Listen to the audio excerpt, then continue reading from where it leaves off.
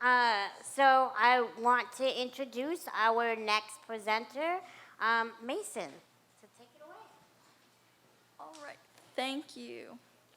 So, my name is Mason, and I'm going to start off by telling you a little bit about myself. So, I'm 13 years old. I use he, him pronouns, and I'm a person with an invisible disability. I'm biracial, half Korean descent, half European descent, and I have an interracial queer family.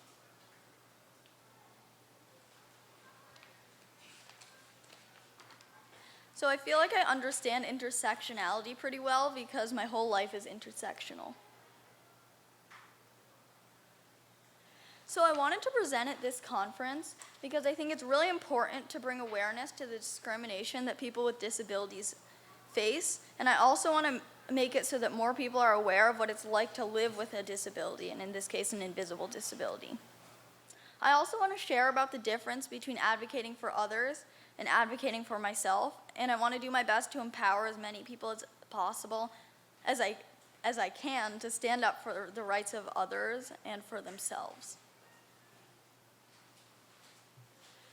So speaking of my disability, I have life-threatening food allergies to peanuts and tree nuts. And this means that I have to be really careful about what I eat. So this means I have to read every label of anything that I eat, and I have to ask questions, the questions of the people who are preparing my food and making it for me, to make sure that everything is safe for me. Oh, and that also means that I have to sometimes not go participate in some events and things because they can't make it safe for me. So I also have to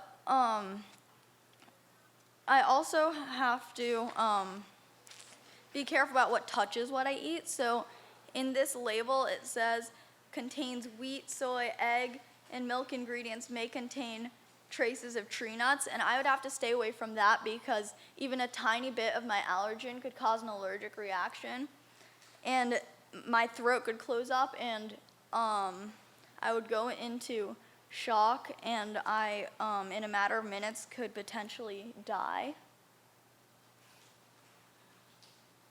I always also have to carry epinephrine, so up there are some pictures of different epinephrine auto-injectors, which I always carry around with me. So in case of an allergic reaction, I would need to administer epinephrine to try to stop the reaction. I also always have to plan carefully and ask for accommodations everywhere I go. So, for instance, if I fly on a plane, I need to pre-board to wipe down my area, and I have to not only ask the hard questions of people around me, but I also have to feel comfortable with their answers because my life literally depends on it. So why is a food allergy considered a disability? So some people don't think of food allergies as a disability, but this is why they are. So the ADA defines a disability as a physical or mental impairment that substantially limits one or more major life activities. And so if I don't do all the things that I talked about on the last slide, then I could have an allergic reaction and, as I said, potentially stop breathing and even die. So food allergies interfere with both eating and breathing, which I think we can all agree are both major life activities. I think that it's important to name my disability as a disability so that I can access my rights and also to make it clear that there's no shame in having a disability.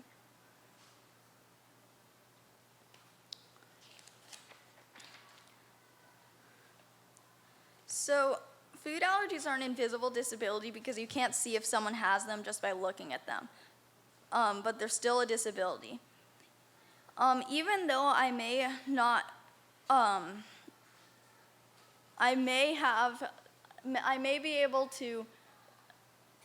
I may not have to ask for the same amount of accommodations as some more visible disabilities. It's still a disability.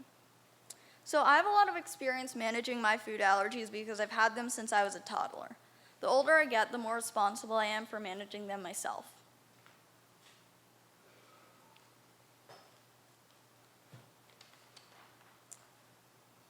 So I like to say that I've been an activist since before I could walk.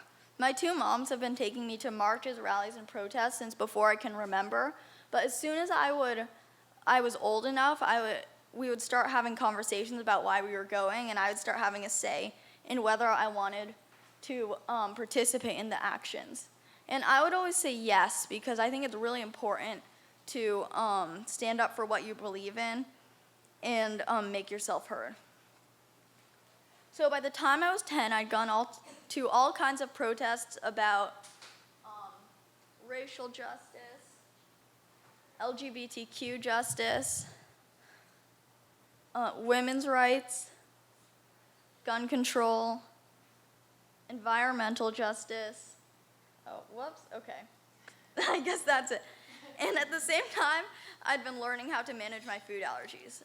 And in that picture are me and my moms when I was a toddler at the FAIR Food Allergy Research and Education Walk for Food Allergies.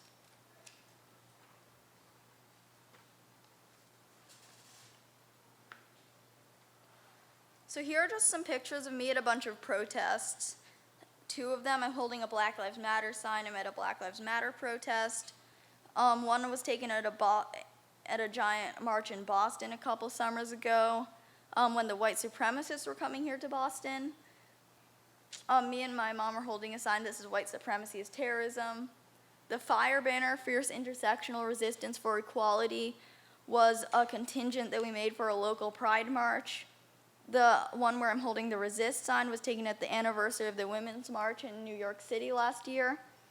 And the one with the anti-Trump signs was at a protest in Milwaukee a couple of days after Trump was elected. And I was actually in Milwaukee so that I could do a presentation like this one about inclusion.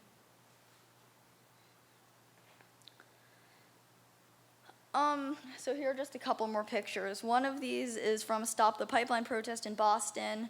I am carrying a sign that says, "Don't frack with my future."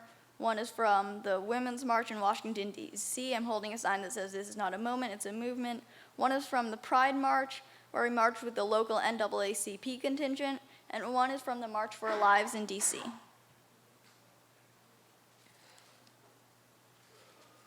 So in addition to being a regular kid and an activist, I'd also been growing up learning how to manage my disability. As I said earlier, I'd been taking more responsibility for my food allergies as I'd gone older.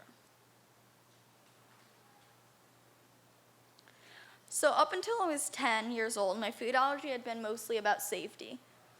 Although me and my mom had to work hard to make spaces safe and inclusive for me to participate in, I had never experienced discrimination based on my food allergy. My mom had always been able to find ways for me to do anything that I wanted to do. She used to say things like, "You can do anything except eat nuts," and it's not a matter of if, it's a matter of how.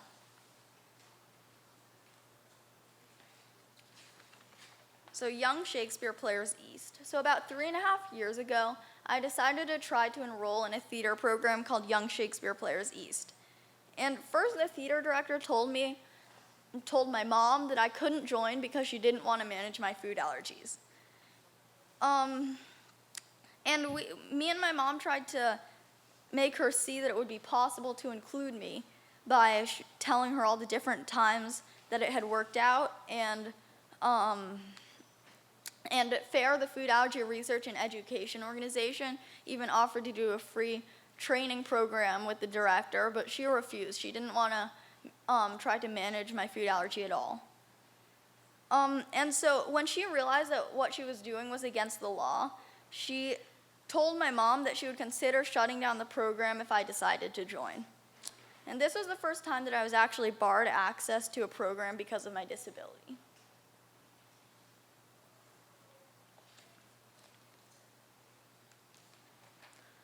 Okay. So how this affected me. This made me realize that I'd always been fighting for the rights of others. I realized that I have to learn how to stand up for myself now.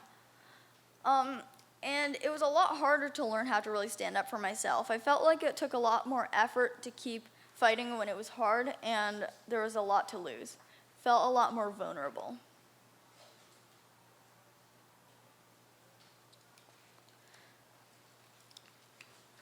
So our response. So I wanted to make it so that less people had to experience discrimination like I had to.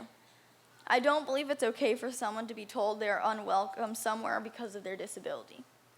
So we contacted the Americans with Disabilities Act ADA helpline. And that was the point that we realized that what the director was doing was not only unfair, it was against the law. And so next, we got in contact with the Food Allergy Research and Education organization, FAIR. And they put us in touch with a civil rights lawyer, Stein and Vargas, who work with disability cases. And with my lawyer, Mary Vargas, we decided to file a case with the Department of Justice, the DOJ.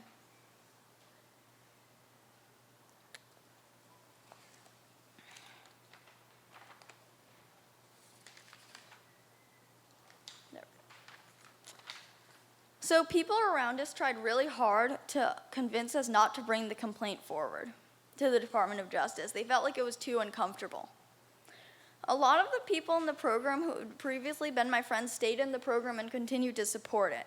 And this was really surprising for me because a lot of the people in the community talked about social justice issues a lot, and they seemed like they cared about social justice like I did. So I'd expected that they would understand. And a couple of my friends did, which I'll talk about a little later, but most were unable to see the truth.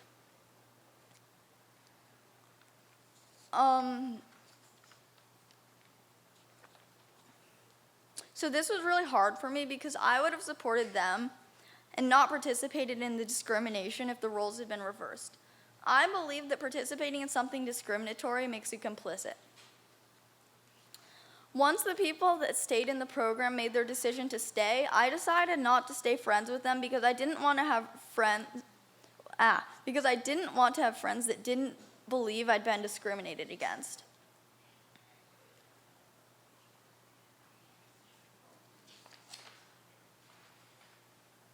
So one thing that I've learned through this whole experience is that people often resist believing that that something they are a part of could be part of the problem. And a lot of the people in the community had previously been part of the theater program, and they wanted to believe that the theater program had done nothing wrong. They tried their best to come up with reasoning to justify staying in the program that I was barred from. I've seen this happen with a lot of different social justice issues too, like the Me Too movement, when some men resist believing that their actions contribute to rape culture. Another thing that I've learned from this is that some people care about equality until it means that they have to give something up. I think that this is connected to what I was saying earlier about how people often resist believing that something they're a part of could be part of the problem. And I lost my spot. And I think that a lot of the people like to look like they care about social justice when they can go to a march or something, but when it means they have to stop doing something that they want to do, they start making excuses about why they should be able to keep doing it. I think that that learning these hard lessons did help me put my other activism into context, though.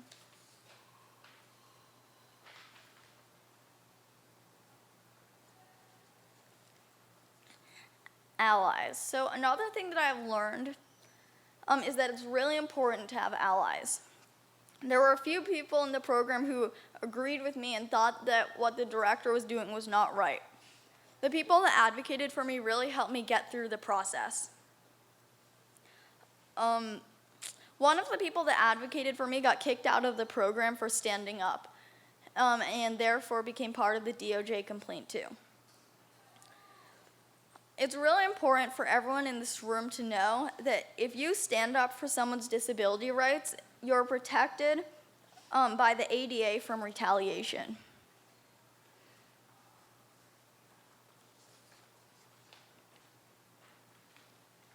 The outcome. So in the end, the DOJ ruled in my favor by finding that discrimination had occurred both against me and my friend that spoke up for me. The DOJ also filed a letter finding that not only said I had been discriminated against, but also said the director had coerced and intimidated my family. They also did something really important, which was that they defined food allergies in a way that's already being used to help other people fight for their rights. I feel really good about that. So, unfortunately, the DOJ never really followed through on some of the consequences they said they were going to give to the director. I think that some reasons why they didn't were that the director was able to lie to the people that wanted to believe her, and they wrote letters to the DOJ in the theater program's favor. And also, the DOJ, and the country changed administrations from Barack Obama to Donald Trump, who doesn't care at all about disability issues. So the director was also able to lie to the press. And supposedly her policy around food allergies has changed, but I wouldn't trust her to handle it well. I feel like although we won in a way that will help others, I experienced a lot of challenges throughout this process, and the DOJ never really followed through on making her understand why her actions were wrong and making her actually feel the consequences. So that is a picture of the first part of the letter finding.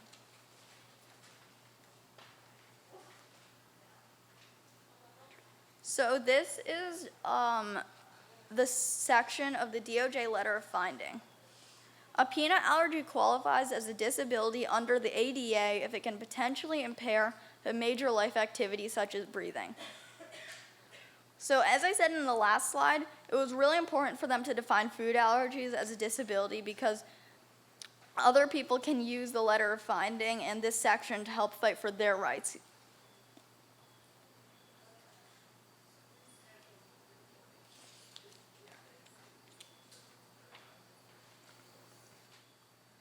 So although I wish the DOJ had followed through more and I lost quite a few friends through this process, I don't at all regret what I did. I think that it was really important for me to file the complaint because it made it so many people can use the precedent set by this case if they get discriminated against. I've already gotten letters from people who have used my case to fight for their rights, and I've also received some awards for the work that I've done from both the disability community and the food allergy communities. And these two things feel really good. I also think that sometimes invisible disabilities are not recognized as disabilities the same way that visible disabilities are. And I feel like my case helped change that. And as I said in the beginning, I want to empower as many people as possible, especially kids, to fight for their rights and for the rights of others. And I had stood up for others for years before I ever had to stand up for myself, and I think it helped prepare me. I don't know why, but it definitely feels harder to self-advocate than to fight for others. So one of the biggest lessons that I've learned from this is that easy and right are not always the same thing. When it comes to social justice, even if something is hard, it's worth doing.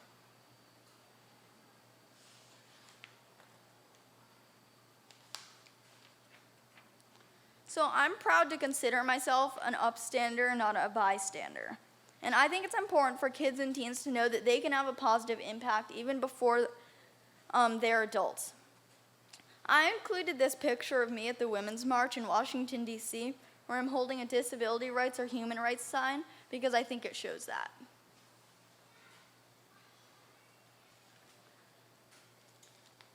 All right, so these are just some of my favorite social justice quotes, and I think we have a couple minutes left for questions.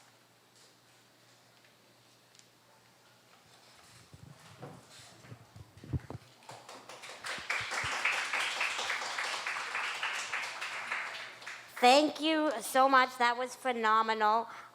So we did have a little bit of a change in the schedule, so we don't have time for questions over the mic, but because we actually are going to have another presentation in this room. But I know you're going to be around if you wanted to sort of hang out in the back, and if anybody has questions to ask Mason, I'm sure he'd be happy to answer them. But thank you. Thank you.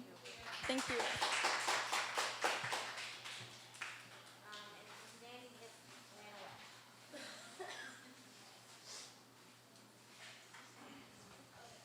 So there was a speaker that had a flight delay and was supposed to present in another room earlier, but because we have no more presenters in this room, she's going to be in this room. Again, Sandy just ran away, and she's the one that knows everything. So I guess if there are any questions for Mason, we do have a minute.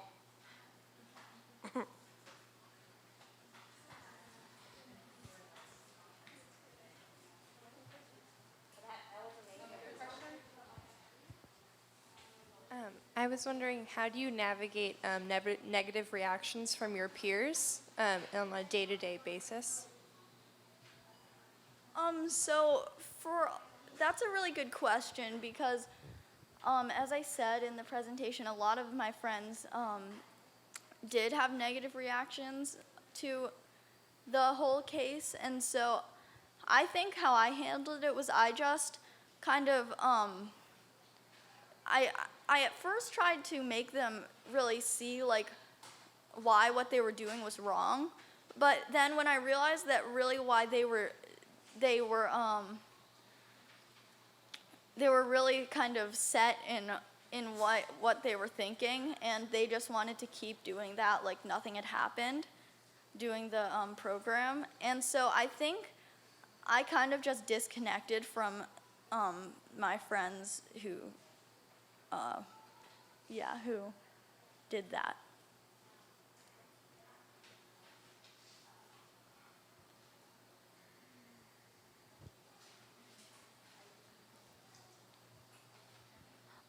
So I'm Lala, and this is Kiana. I also go by Keela, and we just presented a little bit earlier, talking about like youth with disabilities because we work for a youth organization, and we're both basically 18.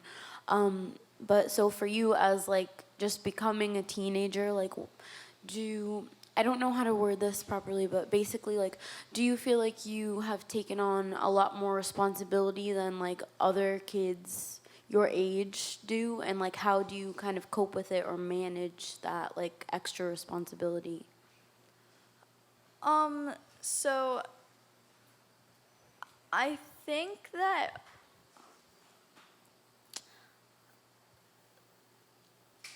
So are you asking that like how I manage my food allergies or how I manage like Adversity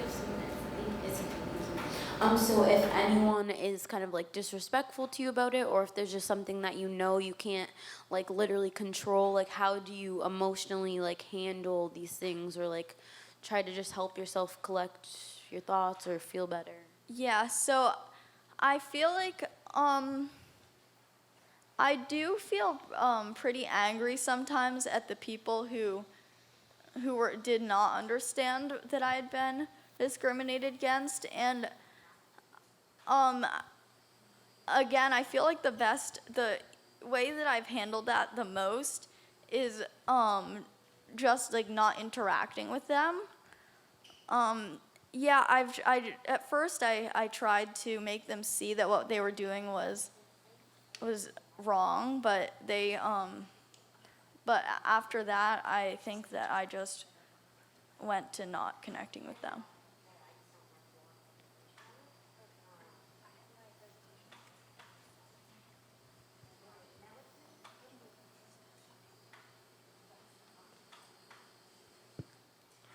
Okay, thank you so much. So now we're going to get ready for the next presentation. But thank you.